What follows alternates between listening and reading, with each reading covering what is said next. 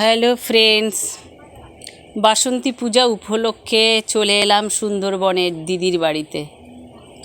বাসন্তী পুজোর ওখানে পুজো দেখেছি, যাত্রাপালা দেখেছি, আরও আজকে অনুষ্ঠান হবে সেগুলো দেখব।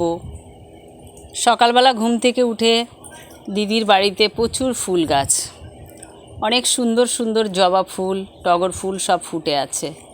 তাই থাকতে পারিনি, সাজিটা নিয়ে ফুলগুলো তুলতে শুরু করে দিয়েছি। ভারী মজা, আমরা তো এটা পাই না ওখানে, নিজের বাড়িতে এটা আমরা পাই না, কারণ এত ফুল গাছ, এত সুন্দর সুন্দর কালার আমাদের ওখানে ফুল নেই। বাজার থেকে বেশিরভাগ কিনেই আনতে হয়, গাছ থেকে তুলে কতটা আর পাই। তাই এখানে এসে খুব মজাই লাগছে ফুলগুলো তুলতে, ভ্যারাইটিস রকমের কালারের ফুল দিদির নিজের বাড়িতে। তাই ভাবছি ফুলটা তুলে স্নান করে দিদির ঠাকুর ঘরে ঠাকুরটা পুজো দিয়েই দেব। ভালোই লাগছে ফুল তুলতে, মজাই লাগছে সুন্দরবনে